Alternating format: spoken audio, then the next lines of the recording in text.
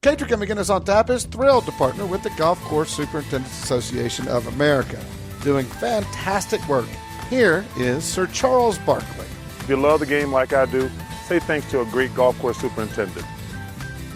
Well, Charles, we're going to do that right now, as we are pleased to be joined by Joe Wachter.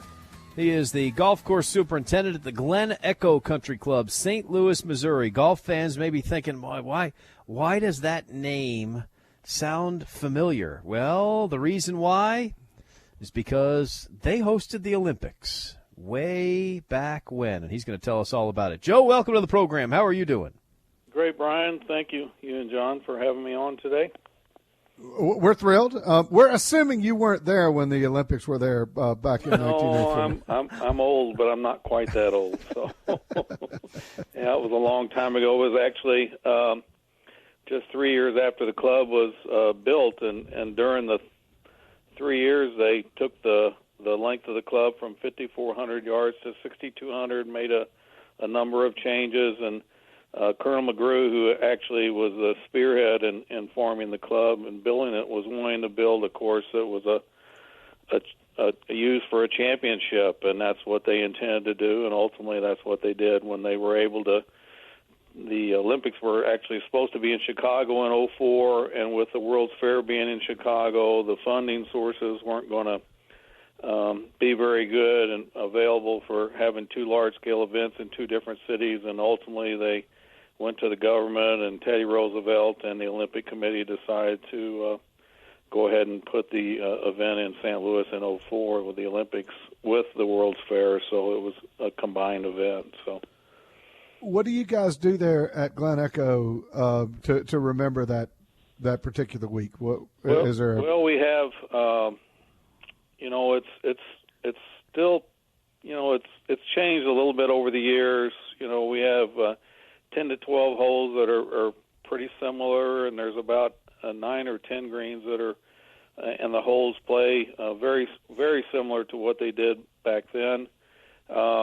We have the Olympic flag outside our pro shop. We have it displayed inside the clubhouse. We also have a large replica of the medal that was given, and which actually they weren't planning on giving medals, and the group decided that we have to give medals for the games, and we developed, or the medal was developed, for those Olympics. It actually wasn't an Olympic medal at that time, since the Olympics really had only started in 1900 or 1896. So the organization of it wasn't nearly as what it is today, but those are some of the things that we have, and we in 2016 we had a big event, and actually we had the family of the architects who built the course, the Fawless brothers, who were from Scotland and worked with Old Tom and worked at St. Andrews.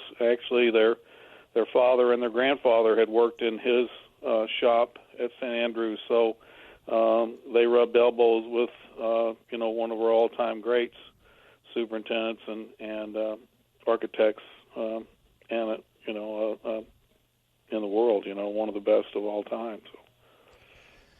Yeah, the Folis brothers are attached to a lot of golf clubs. That name is attached to a lot of great golf clubs here. Chicago Golf Club, I want to say. Right. Yes. I want to say. Jim was actually a U.S. Open champion in 1896 at Shinnecock. So I think that was the second year it was played, and he was the golf pro at Chicago Golf Club, and of course. They dabbled in golf so much. I mean, they built a number of courses in St. Louis and also Chicago area and all the way up into Minneapolis and other places up north. But they try to get McDonald to try to let him make some changes to Chicago Golf Club, but he wouldn't have anything. He wouldn't have any. He said, "No, I'll make the changes. You guys just, you let me make the changes." So.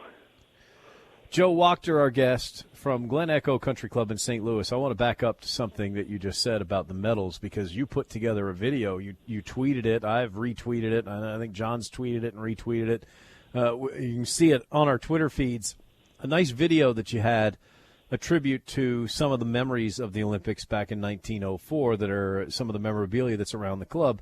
And one of them was the medal. And I wondered how you had a medal from the Olympics. How do you, I mean, just because you had the competition at your place doesn't mean you get a medal, because I would have thought that the competitors would have kept all those medals. But that's really cool that one of those is just laying around. Well, we don't actually have, we have, these are all, of course, replicas. And George Lyon from Canada, who won the event, and George was an older gentleman. He was 46 and hadn't taken the game up until later in life, but he was a tremendous cricket player, they say. So, needless to say, he knew how to swing some type of club at a ball and was in very good health. But he, he won the gold, and he was against Chandler Egan, and Egan was the U.S. amateur champion and had just won it just before our event was held. And they played in a match, and the newspaper descriptions of it was a windy, rainy day, and they had already played 36 holes all week long, and of course they had the medalist 36 holes before the match play started, and they said Chandler was pretty well wore out, and they said one of the things that Mr. Lyon had going for him was his stamina and his ability to beat someone that was twice his, 20 years younger than him, 25 years younger than him. Well, then the story goes at the champions dinner that night, Mr. Egan was too tired and I guess despondent to come to the event. Well, George Lyon wasn't, and he was there, and they said basically the story goes that he walked on his hands up to accept his award and his awards to show his vigor and show his strength and show that he still had more golf left in him. And he played a bunch more years. He was Canadian amateur champion and also was Canadian senior amateur champion for another 8 or 9 years, different years after that. So he was a pretty prolific player in his day. I've spent a lot of time in Canada, and I don't think a whole lot's changed in this regard. They don't miss an event with an open bar. And so I'm thinking that might have contributed to that behavior. I'm just guessing. I was going to ask you if after one of your wins, if you did any physical. There was some crawling going on later. Joe Wachter, our guest from Glen Echo. All right, so now let's get to some of the nuts and bolts here. I played the old Del Monte Golf Club out there in the Monterey area. Right. You're about to start something. Yes. Joey's about to start something. He knows. Right. So I got told that was the oldest course west of the Mississippi. Yeah. Now I'm hearing it. Maybe your place is the oldest course west of the Mississippi. The internet thinks that the Gearhart Golf Links is the oldest course west of the Mississippi. What's going on there? Well, there's truth to all those things. So, all right. Needless to say, our 100-year anniversary book has all that history in it, and we want to try to claim those things. But it does admit that Gearhart was first built, but it was only a 9-hole course until 1903. And then there are also a couple courses in Colorado, a couple of public courses, but there's not really documentation that talks about that. And then Del Monte being a private facility. Now, our facility did close. I think it went bankrupt around the end of World War I and then reopened a few years later. So we were still at the same site and still there as a facility, but it was closed for a while and reopened. So ultimately, in the end, we probably aren't the oldest, but we're within a handful, and it's good.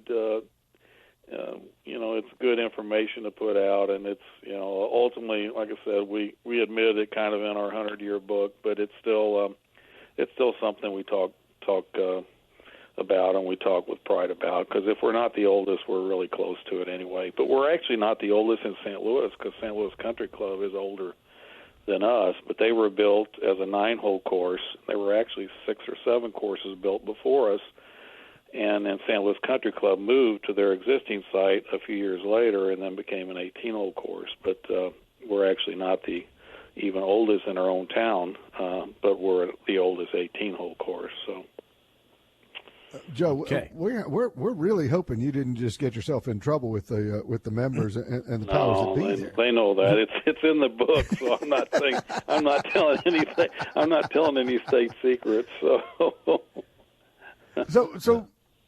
I want to switch gears before we let you go, because I have a note here that says that you guys make 40 to 45 gallons of syrup from the maple trees on the property every year.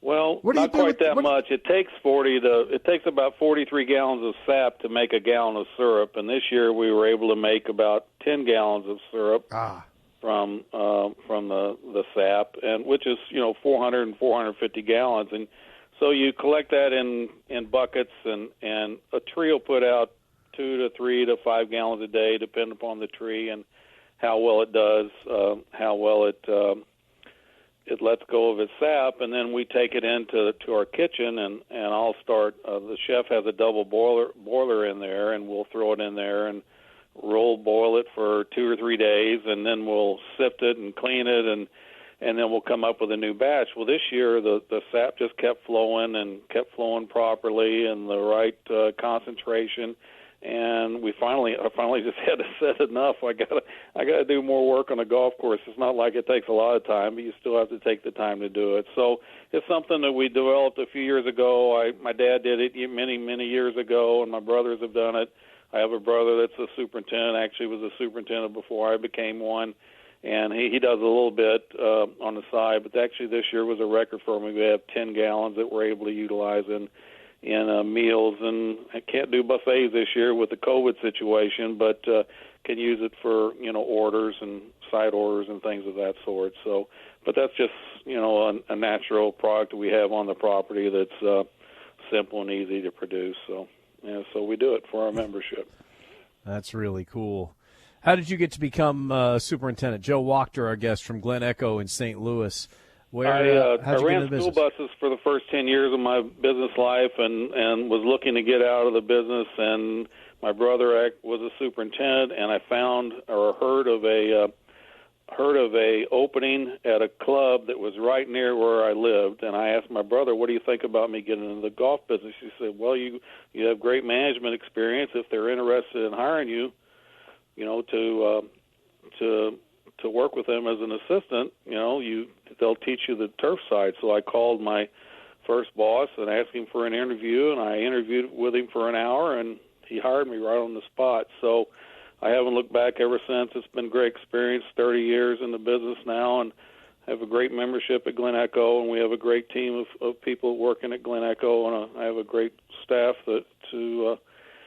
small but mighty staff that does a great job. Have been there a lot of years and take great care in our old golf course. What kind of greens do you? Are you guys Bermuda or bent there? No, we're bent POA. We're Zoysia fairways. We have Bermuda here, a coarse old Bermuda. It's not fine like the southern Bermudas, but it's Westwood Bermuda grass they call it, and it's a coarse Bermuda grass, and it's kind of everywhere. But we've been able to do some elimination of it in our fairways, but it kind of, if it's sunny, but we're a parkland golf course, a lot of trees, and Tillinghast came through in the late 30s and probably helped rid our course of the magnificent cross bunkers and things that we had, trying to make golf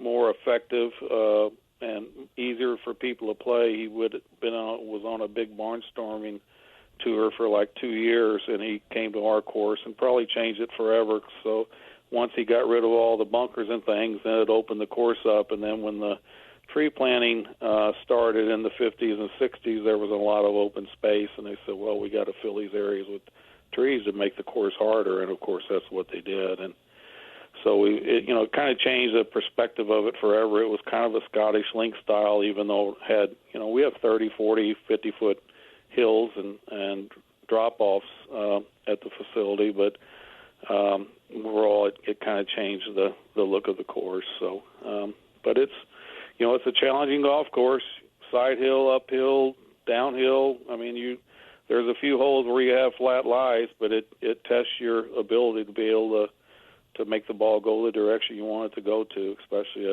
at those changes in the way the ball is sitting. So nice. Oh, we can't let you go. We can't talk about St. Louis golf without talking about a St. Louis golf legend, at least in the minds of John and I. You have to have run across at least one member of the Randolph family. We love both of the Jay Randolphs that we have met, and we love those guys. Junior's still in the business. What? Yes, he is. Jay Sr. was a member at Glen Echo for a long time, and he actually came back for our Olympic celebration in 2016, and came back another time with Bob Golby, one of our treasures of the St. Louis area as well. And they had him and Hale Irwin for a talk a few years ago, and Jay Jr. actually runs courses that are near us. Actually, Normandy Golf Club, which was being built at the same time, about 3/4 mile the crow flies from our course, and they stopped building it and finished our course. And Normandy actually would have been built and completed before us. So. Both great guys. We love Jay Sr., and Jay Jr. does a great job on the radio and representing golf. He loves golf and a fun guy, and we enjoy both the Randolphs. That's definitely, and they're a part of the heritage at Glen Echo because Jay Jr. grew up there and learned the game there at Glen Echo. So that's awesome. Joe, you just put a smile on my face, which I really appreciate. You're exactly right. They're fine gentlemen. Yes, they are. I don't know if Senior, if there's a finer. I always he doesn't get out a whole lot anymore, but when he comes by, you always enjoy listening to their stories, and he remembers everything. And if there's an occasion, he's got a story for it that fits perfect for the occasion, and it's. We don't see much of him anymore, but we do hear his voice on the radio some. He comes on with Junior on the radio some, and on the Fairway and Green program we have here in St. Louis. So we do get to hear his voice from time to time. Plus, he talks about the ponies every once in a while too when the ponies are going. So one of my favorite lines I've ever heard was from his wife, who said, "Do you know how rich we'd be if I had just booked all the bets that he made on the ponies over the years? I could have, if I had just known to be his bookie, we could have retired a long time ago." Joe, we really appreciate your time. Glen Echo Country Club, St. Louis, an absolute gem, and you're one of the reasons why. Thank you so much for your time. Thanks for having me. Thank you.